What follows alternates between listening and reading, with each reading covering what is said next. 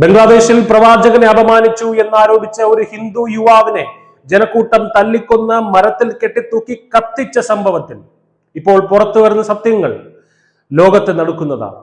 അത് മതനിന്ദയായിരുന്നില്ല, മറിച്ച് ആസൂത്രിതമായ ഒരു കൊലപാതകമായിരുന്നു. മുഹമ്മദ് യൂനസിന്റെ നേതൃത്വത്തിലുള്ള ഇടക്കാല സർക്കാർ റാഡിക്കൽ ഇസ്ലാമിസ്റ്റ് ശക്തികൾക്ക് മുന്നിൽ മുട്ടുമടക്കുമ്പോൾ ബംഗ്ലാദേശിൽ ഹിന്ദുക്കളുടെ ജീവന് പുല്ലുവില പോലുമില്ലെന്ന് ഈ സംഭവം തെളിയിക്കുന്നു. എന്താണ് മൈമൻസിംഗിൽ യഥാർത്ഥത്തിൽ അന്ന് സംഭവിച്ചത് നോക്കാം.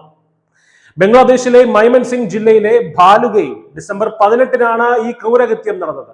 27 വയസ്സുകാരനായ ദീപു ചന്ദ്രദാസ് എന്ന ഹിന്ദു യുവാവാണ് അതിക്രൂരമായി കൊല്ലപ്പെട്ടത്. ഒരു വസ്ത്ര ഫാക്ടറിയിലെ ഫ്ലോർ മാനേജർ ആയിരുന്ന ദീപുവിനെതിരെ പ്രവാചക നിന്ദ എന്ന വ്യാജ ആരോപണം ഉയർത്തിയാണ് ജനക്കൂട്ടം വേട്ടയാടിയത്. എന്നാൽ പോലീസ് അന്വേഷണത്തിൽ തെളിഞ്ഞത് മറ്റൊന്ന്. ദീപു പ്രവാചക നിന്ദയോ മതനിന്ദയോ ഒന്നും തന്നെ നടത്തിയിട്ടില്ല. ഫാക്ടറിയിലെ ഉൽപാദന ലക്ഷ്യങ്ങളെക്കുറിച്ചും പ്രമോഷനെ കുറിച്ചുമുള്ള തർക്കമാണ് കൊലപാതകത്തിൽ കലാശിച്ചത്. സൂപ്പർവൈസർ തസ്തികയിലേക്കുള്ള പരീക്ഷയിൽ ദീപു വിജയിച്ചത് സഹപ്രവർത്തകർക്കിടയിൽ അസൂയ ഉണ്ടാക്കി. ഇതേ തുടർന്ന് ഫാക്ടറിയിലെ ഉന്നത ഉദ്യോഗസ്ഥരും തൊഴിലാളികളും ചേർന്ന് ദീപുവിനെ പുറത്താക്കാൻ പദ്ധതിയിട്ടു. വൈകുന്നേരം 4 മണിയോടെ നിർബന്ധിച്ച് രാജി വാങ്ങിയ ശേഷം തങ്ങൾ തന്നെ പടച്ചുവിട്ട വ്യാജ ആരോപണം വിശ്വസിച്ച് പുറത്ത് തടിച്ചുകൂടിയ ഇസ്ലാമിസ്റ്റ് ജനക്കൂട്ടത്തിന് ദീപുവിനെ ഫാക്ടറിയിൽ അധികൃതർ തന്നെ എറിഞ്ഞുകൊടുത്തു. തുടർന്ന് നടന്നത് കിരാതമായ ആക്രമമാണ്.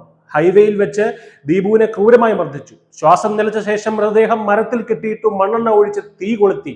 ഈ ഭയാനമായ ദൃശ്യങ്ങൾ ലോകം മുഴുവൻ കണ്ട് ഞെട്ടി. പക്ഷെ ബംഗ്ലാദേശ് ഭരണകൂടം നിശബ്ദത പാലിച്ചു.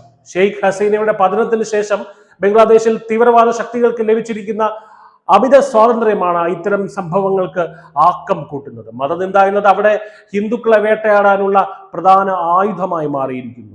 റാപ്പിഡ് ആക്ഷൻ ബറ്റാലിയൻ നടത്തിയ അന്വേഷണത്തിൽ ദീപുവിനെതിരെ ഒരു തെളിവും കണ്ടെത്താൻ കഴിഞ്ഞിട്ടില്ല. മതപരമായ വിദ്വേഷമല്ല, മറിച്ച് ആസൂത്രിതമായ ഗൂഢാലോചനയാണ് നടന്നത് എന്നാണ് പ്രാദേശിക പ്രതിനിധികൾ പോലും സാക്ഷ്യപ്പെടുത്തുന്നത്. യൂനസ് സർക്കാർ അധികാരമേറ്റ ശേഷം ബംഗ്ലാദേശിൽ ന്യൂനപക്ഷങ്ങൾക്കെതിരെയുള്ള ആക്രമണങ്ങൾ 10 മടങ്ങ് വർദ്ധിച്ചിരിക്കുകയാണ്. റാഡിക്കൽ ഇസ്ലാമിസ്റ്റുകളെ പ്രീണിപ്പിക്കുന്ന നയമാണ് യൂനസ് സർക്കാർ സ്വീകരിക്കുന്നത്. ഈ കൊലപാതകത്തിൽ ഇന്ത്യ ശക്തമായ പ്രതിഷേധം രേഖപ്പെടുത്തിയിട്ടുണ്ട്. ന്യൂനപക്ഷങ്ങളുടെ സുരക്ഷ ഉറപ്പാക്കണമെന്നും കുറ്റവാളികളെ നിയമത്തിന് മുന്നിൽ കൊണ്ടുവരണമെന്നും ഇന്ത്യൻ വിദേശകാര്യ മന്ത്രാലയം ആവശ്യപ്പെട്ടു. അന്താരാഷ്ട്ര തലത്തിൽ സമ്മർദ്ദം ശക്തമായതോടെയാണ് 12 പേരെ അറസ്റ്റ് ചെയ്യാൻ പോലും ബംഗ്ലാദേശ് പോലീസ് തയ്യാറായത്. ഒരു സാധാരണ തൊഴിൽ തർക്കത്തെ മതപരമായ വിദ്വേഷമാക്കി മാറ്റി ഒരു മനുഷ്യനെ പച്ചയ്ക്ക് കത്തിക്കുന്ന ഭീകരതയാണ് ഇന്ന് ബംഗ്ലാദേശിൽ അരങ്ങേറുന്നത്.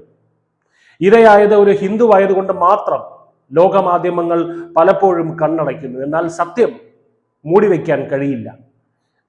ദീപു ചന്ദ്രദാസിന്റെ മരണം ഒരു വ്യക്തിയുടെ കൊലപാതകമല്ല, മറിച്ച് ബംഗ്ലാദേശിൽ പൂർണ്ണമായും തകരാറിലായ നീതിന്യായ വ്യവസ്ഥയുടെ അടയാളമാണ്. ഇതിനെതിരെ നമ്മൾ ശബ്ദമുയർത്തുക തന്നെ ചെയ്യണം. News desk news India Malayalam.